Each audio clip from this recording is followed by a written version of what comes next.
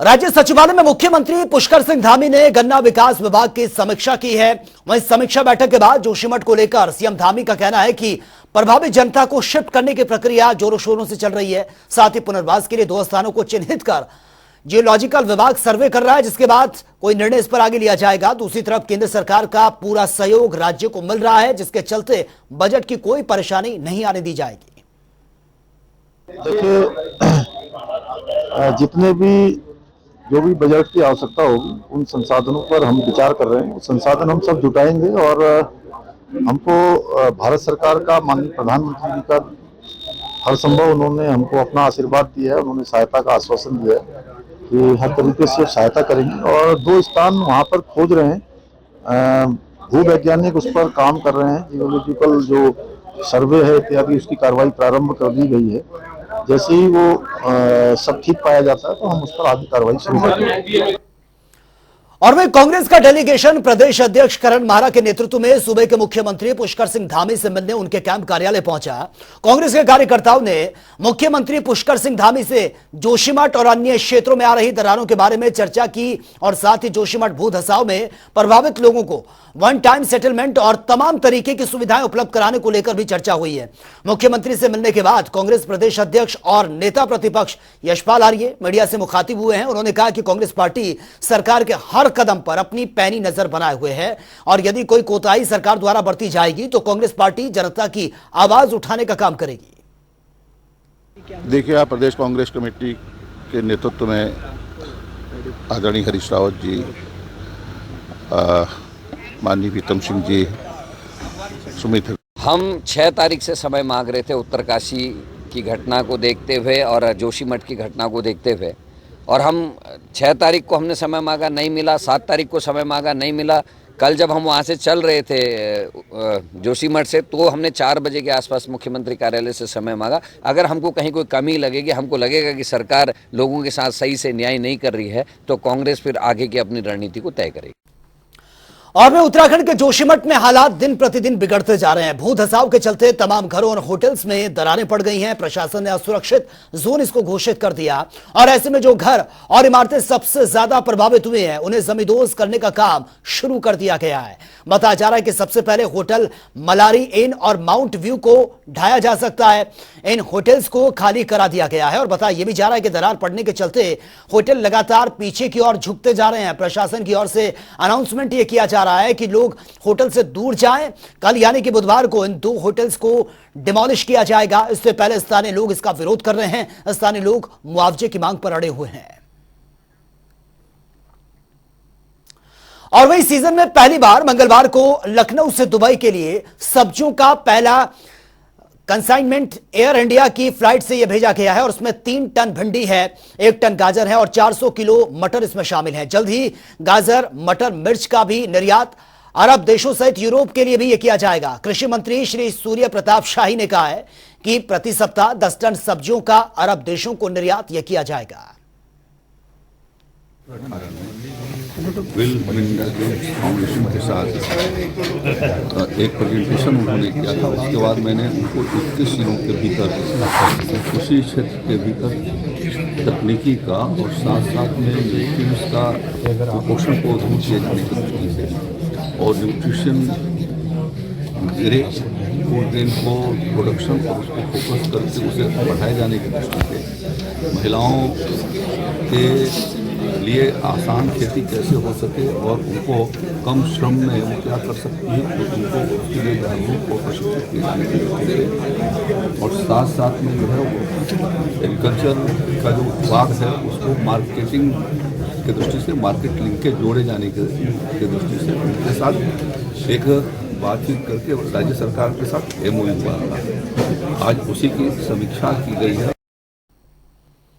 और वहीं हरदोई में जन अधिकार पार्टी के राष्ट्रीय अध्यक्ष और पूर्व मंत्री बाबू सिंह कुशवाहा ने कहा है कि उनकी पार्टी आने वाले निकाय चुनाव और 2024 के चुनाव अपने दम पर ही लड़ेगी। शाहजहांपुर जाते समय उनका शाहबाद में कार्यकर्ताओं ने स्वागत किया। इस दौरान उन्होंने कहा कि 2016 में उन्होंने अपनी पार्टी बनाई थी और उनकी पार्टी का मकसद यह है कि एक समान शिक्षा पद्धति के साथ ही उन्होंने कहा कि बाबा साहेब के संविधान को पूरी तरह से लागू करना है उनका उद्देश्य है। हम लोगों ने 16 में बनाई है। हमारी पार्टी का नारा है, जिसकी जितनी संख्या भारी उसकी उतनी हिस्सेदारी। एक समान शिक्षा पद्धति, जो बाबा साहब अम्बेडकर ने संविधान में के देश के वीकर सेक्शन को हक और अधिकार दिया है, दलित को, पिछड़े को, अक़लियत को, वो संविधान लागू हो पूरी तरह, यही हमारी पार्टी का उद्देश्य है और इसी के लिए काम कर रहे हैं। तो क्या 2024 की तैयारी चल रही है आपकी? बिल्कुल, 2024 की भी तैयारी चल रही है और अभी नगर पंचायत का चुनाव होगा, उसकी भी तैयारी है।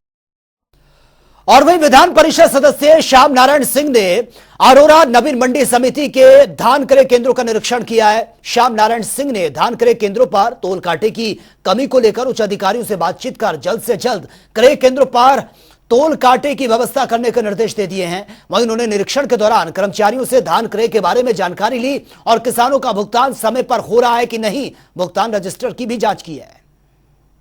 पीसीएफ वाले पे आए हैं तो यहाँ भी सिंगल काटा है, लेकिन इनका बताना था संबंधित अधिकारीगण का कि नहीं, हम सिंगल काटे से लगभग 50% किसानों का खरीदारी हम कर चुके हैं और यहाँ कोई दिक्कत नहीं आ रही है। बगल वाले हम पीसीएफ वाले पे गए थे, जहाँ पे वहाँ पे कांटे की ज़रूरत है। उच्च अधिकारियों से हमने बात किया तो बताया कि नहीं, यहाँ से रिक्वायरमेंट भेजा ही नहीं गया था, जबकि यहाँ से ये समस्या थी कि इनको भेजना चाहिए। खैर वो बात हो गई है, ऊपर से बोलें कि कांटा हम बढ़ा देते हैं। जिन जिन केंद्रों पे बताया कि कांटे की ज़रूरत है, किसानों को असुविधा हो रही है, सुविधा देने के लिए वहाँ कांटे बढ़ाए गए कई जगह। यहाँ भी ये कांटे पीसीएफ वाले बढ़ जाएंगे। यहाँ मार्केटिंग का है, यहाँ इसलिए भ्रमण हम लोग कर रहे हैं। आज हम लोग गए थे, अदलहाट में भी गए थे, नारायणपुर वाले पे, रानीगंज वाले पे, कि देखने के लिए किसानों को यह असुविधा तो नहीं हो रही है। किसानों से भी पूछा गया, सरकार के मंशा के अनुरूप अभी काम चल रहा है। और वहीं गोरखपुर की पहचान बनेगा गोरखपुर महोत्सव। गोरखपुर की सांस्कृतिक और धार्मिक महोत्सव का यह गवाह बनेगा। गोरखपुर महोत्सव पिछले 2 बार से कोविड के कारण गोरखपुर महोत्सव का आयोजन नहीं हो सका था, लेकिन इस बार फिर गोरखपुर महोत्सव का आयोजन बड़ी धूमधाम के साथ करने की इसकी तैयारी चल रही है। कल से इसका आगाज शुरू होगा और 17 जनवरी तक यह चलेगा, लेकिन मुख्य रूप से यह 11 जनवरी से लेकर 13 जनवरी तक होगा, जिसका समापन प्रदेश के मुख्यमंत्री योगी आदित्यनाथ करेंगे। बीते 8 सालों से लगातार गोरखपुर में हो रहे गोरख महोत्सव का आगाज अब कल से शुरू हो रहा है, जो 17 जनवरी तक चलेगा। आपको बता दें कि 11 जनवरी को इसकी उद्घाटन जो है प्रसिद्ध गायक कैलाश खेर करेंगे और साथ में पर्यटन मंत्री भी होंगे। 13 तारीख को सोनू निगम से इसका समापन होगा, यानी जो प्रसिद्ध कलाकार सोनू निगम है और साथ ही मुख्यमंत्री योगी आदित्यनाथ इस समापन समारोह के मुख्य अतिथि होंगे। आपको मैं दिखाना चाहूंगा कि ये तैयारी पूरी जोरों से चल रही है और लगभग यहाँ 1 लाख से ऊपर लोगों की आने की संभावना जताई जा रही है। इसका उद्घाटन कल सुबह 11 बजे होगा, जिसमें पर्यटन मंत्री मुख्य अतिथि के तौर पर यहाँ पे उपस्थित होंगे। आप देखेंगे किस तरीके से यहाँ पे हजारों कर्मचारी लगे हुए हैं और पूरी तरीके से जहां तक आपकी नजरें जाएंगी वहां तक कर्मचारी लगेंगे और यहां पे भीड़ इकट्ठा कल से होने वाली है, जो 17 जनवरी तक यहां पर रहेगी। आपको बता दें 11 तारीख से लेके 13 तारीख की जो 3 दिवसीय जो कार्यक्रम है वो बेहद अहम है, जिसमें तमाम कलाकार, लोक गायक व प्रसिद्ध संगीतकार सोनू निगम से लेके कैलाश खेर तक यहाँ पर आने वाले हैं, जिसको लेकर पूरी तरीके से गोरखपुर के लोग उत्साहित हैं। आपको बता दें कि 11 तारीख से लेकर 13 तारीख तक चलने वाले इस गोरखपुर महोत्सव कार्यक्रम को लेकर पुलिस प्रशासन पूरी तरीके से अलर्ट है और यहाँ पे तमाम बैरिकेडिंग की व्यवस्था की गई है। लोगों को आने जाने में कोई असुविधा ना हो, इसको लेकर तमाम पुलिस विभाग जो है कार्यक्रम चला रही है और जिसको लेकर तैयारी लगभग पूरी हो चुकी है और कल 11 तारीख को इसका आगाज होगा, जिसको लेकर प्रशासनिक अमला आप यहाँ पे देखेंगे कि पूरी तरीके से जो सामने ये मंच बनाया गया है, ये सामने मंच बनाया गया है जहाँ पे तमाम कलाकार अपनी प्रस्तुतिकरण करेंगे, यहाँ से लोगों का मनोरंजन करेंगे। तो आप आपको ये बता दें कि 13 तारीख को इस कार्यक्रम का समापन हुआ है, जिसमें मुख्य अतिथि के तौर पर प्रदेश के मुख्यमंत्री योगी आदित्यनाथ उपस्थित रहने वाले हैं। सुभाष गुप्ता, जनता टीवी, गोरखपुर। और वहीं मुख्यमंत्री योगी आदित्यनाथ के निर्देश पर शहर से लेकर गांव तक स्मार्ट सड़कों का जाल बिछाने की कवायद शुरू हो गई है। बरेली मंडल में 1248 करोड़ से 21 4 लेन और 6 लेन सड़कों का जाल ये बिछाया जाएगा। इसका प्रस्ताव तैयार कर शासन को भेज दिया गया है। बरेली में 355 करोड़ से 9 सड़कें, शाहजहांपुर में 623 करोड़ से 6 सड़कें और बदायूं में 88 करोड़ से 3 सड़कें और पीलीभीत में 181.54 करोड़ से 6 4 लेन सड़कें ये बनाई जाएंगी। कमिश्नर संयुक्ता सबदार ने पीडब्ल्यूडी समेत निर्माण एजेंसियों के साथ बैठक कर गुणवत्तापूर्ण सड़कों का निर्माण कराने के निर्देश दिए हैं।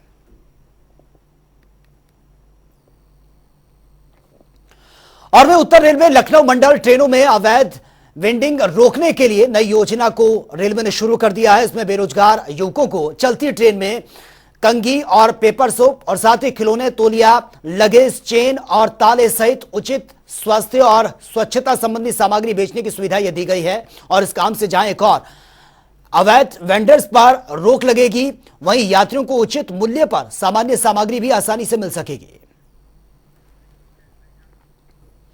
और वहीं पिछले कई दिनों से रामनगर में हो रहे बिजली की अघोषित कटौती के खिलाफ कांग्रेस कार्यकर्ताओं ने जमकर प्रदर्शन किया। इस दौरान पार्टी के वरिष्ठ नेता और पूर्व विधायक रणजीत सिंह रावत के नेतृत्व में कार्यकर्ताओं ने विद्युत कार्यालय पहुंचकर प्रदेश सरकार और बिजली विभाग के खिलाफ जमकर नारेबाजी की है। साथ ही प्रदर्शन करते हुए प्रदेश के मुख्यमंत्री को ज्ञापन भी भेजा है। इस दौरान पूर्व विधायक रणजीत सिंह रावत ने कहा कि ऊर्जा प्रदेश कहे जाने वाला उत्तराखंड आज बिजली जैसी गंभीर संकट से जूझ रहा है।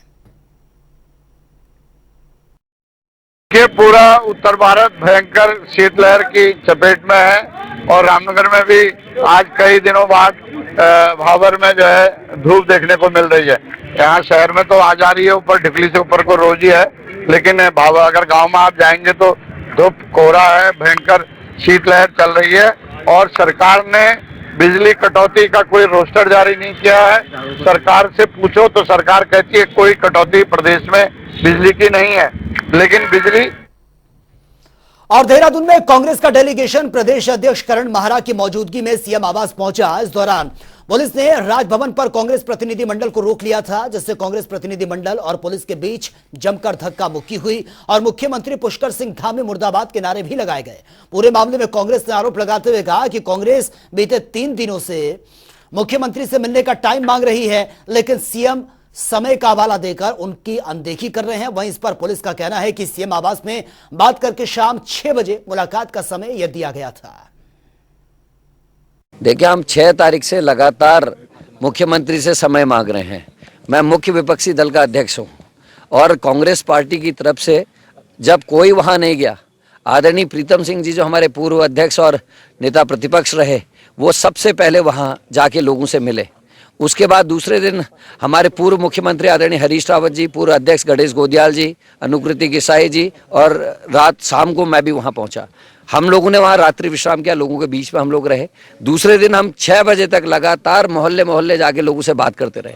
हम लोग फिर समय मांग रहे थे, नेता प्रतिपक्ष वहां थे और नेता प्रतिपक्ष जी ने कल फिर शाम 4 बजे समय मांगा कि उसमें मैं, आदरणीय प्रीतम सिंह जी, आदरणीय हरीश रावत जी, आदरणीय गोदियाल जी, आदरणीय राजेंद्र भंडारी जी तथा कुछ हमारे विधायक और पूर्व विधायक मुख्यमंत्री से समय चाहते हैं, ताकि जो भी आदरणीय प्रीतम सिंह जी ने ऑब्जर्व किया, जो मैंने किया, जो हमारे साथियों ने किया, हम उसको मुख्यमंत्री से कह सकें। और वहीं कांग्रेस की भारत जोड़ो यात्रा के दौरान राहुल गांधी टी शर्ट में घूमते हुए नजर आ रहे हैं। इस पर काफी राजनीति भी हो रही है। अब योग गुरु बाबा रामदेव ने इस पर चुटकी ली है। उन्होंने कहा कि राहुल गांधी ने टी शर्ट के अंदर इनर पहनी हुई है, इसलिए उनको ठंड नहीं लगती और इधर इस यात्रा के माध्यम से वो अपनी खोई हुई राजनीति को तलाशने की कोशिश कर रहे हैं। वहीं राहुल गांधी के जरिए दिया गया बयान, ये देश तपस्वियों का नहीं, पुजारियों का नहीं, तपस्वियों का है, पुजारियों का नहीं है, इसको लेकर भी बाबा रामदेव ने कटाक्ष किया है। उन्होंने कहा कि इस तरह के बयानों से उनकी छवि धूमिल होती है और जिस तरह से वो भारत जोड़ने की बात कर रहे हैं, ऐसे बयानों से भारत तोड़ने की बात होती है। राजनीतिक हथकंडे हैं। भारत तपस्वियों का भी देश है, भारत पुजारियों का भी देश है, भारत ब्राह्मणों का, सवर्णों का, अगड़ों का, पिछड़ों का, सबका देश है। इसमें ये जो पॉलिटिकली पोलराइजेशन किया जाता है ना कि हम गरीबों के हमदर्दी हैं, हम तपस्वी हैं, दूसरे लोग जो है वो ऐशो आराम में विलासिता में जी रहे हैं, इस तरह की बयानबाजी से मुझे लगता है जितने लोग सजग रहेंगे, राहुल जी इतनी मेहनत कर रहे हैं तो ऐसे बयानों से उनकी छवि धूमिल होती है, तो उनको कि जो भी सलाहकार उनको सलाह देते हैं उनको किसी भी तरह से वो भारत जोड़ने की बात कर रहे हैं तो ऐसे बयानों से भारत तोड़ने की बात शुरू हो जाती है। भारत जोड़ो यात्रा के दौरान दिए गए राहुल गांधी के बयान पर राजनीति अब तेज होती नजर आ रही है। यात्रा के दौरान राहुल गांधी ने कहा कि भारत देश तपस्वी का है, पुजारी का नहीं। अब इस बयान के बाद बीजेपी और देश भर में पुजारी राहुल गांधी का विरोध कर रहे हैं, तो वहीं संत समाज ने राहुल गांधी के बयान को सही बताया। अखाड़ा परिषद के अध्यक्ष महंत रविंद्रपुरी का कहना है कि पुजारी और तपस्वी में कोई अंतर नहीं होता, तपस्वी बनने से पहले पुजारी ही बनना होता है। देश के प्रधानमंत्री नरेंद्र मोदी ने भी तपस्या की है और तभी आज वो इस मुकाम पर पहुंचे हैं। साथ ही इस पर महामंडलेश्वर कपिल मुनि का कहना है कि राहुल गांधी के बयान का विरोध नहीं करना चाहिए। उनका यह कहना है कि पूजा तो सामान्य व्यक्ति भी कर सकता है, लेकिन तपस्या कोई ही कर सकता है। और कुछ लोगों को लगता होगा कि तपस्या बड़ी है या पूजा बड़ी है, मगर ऐसा है कि दोनों ही ये समान है। राहुल गांधी के बयान पर राजनीति तेज और देश तपस्वी का है और पुजारी का नहीं है। अब इस पर जमकर राजनीति भी हो रही है।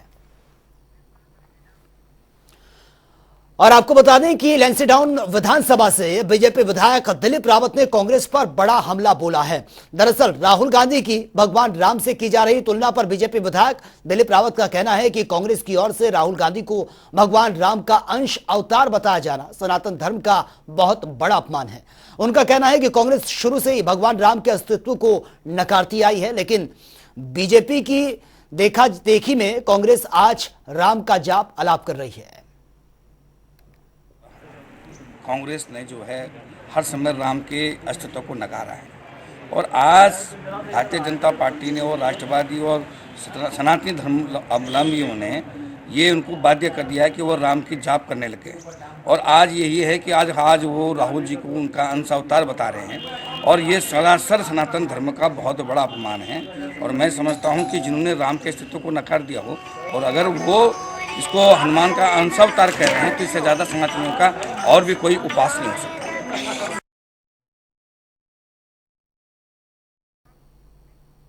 और में उत्तराखंड में बढ़ते अपराधों पर अंकुश लगाने के लिए पुलिस ने अब अपनी कवायद को तेज कर दिया है। ADG law and order V Murugesan ने कहा है कि 18 गंभीर अपराधों की समीक्षा अब पीएचक्यू स्तर से की जाएगी। और आपको यह भी बता दें कि पिछले दिनों पुलिस मुख्यालय में आयोजित पुलिस वीक में विस्तार से विभिन्न पहलुओं पर यह चर्चा हुई और खासतौर पर प्रदेश में आपराधिक गतिविधियों पर लगाम लगाने के लिए अधिकारियों ने दिशा निर्देश भी दिए हैं।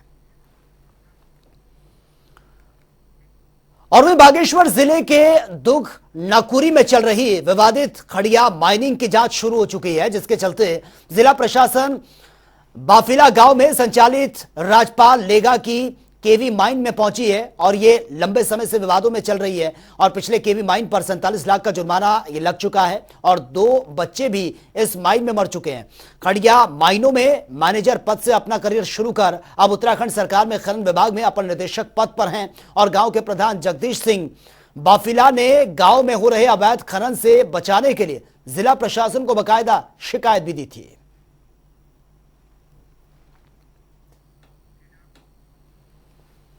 और में उत्तरकाशी में गंगोरी मोटर मार्ग के सुधार की मांग को लेकर 3 दिन से चल रहा धरना समाप्त हो गया है। प्रभारी डीएम गौरव कुमार और पीएम जीएसवाई के आश्वासन के बाद ग्रामीणों ने धरने को खत्म कर दिया है। बताया जा रहा है कि कई सालों से खराब सड़क से ग्रामीणों को काफी परेशानी का सामना करना पड़ता था। साल 2012 और 13 की आपदा के बाद से अब तक 80 गंगा घाटी की सड़क का सही से निर्माण नहीं किया गया। और आपको बता दें कि जिला मुख्यालय से मात्र 5 किलोमीटर की दूरी पर होने वाले यह मार्ग कई सालों से बदहाल यह बना हुआ है, जिसके चलते पूरे क्षेत्र के 7 गांव में लोगों में गुस्सा है।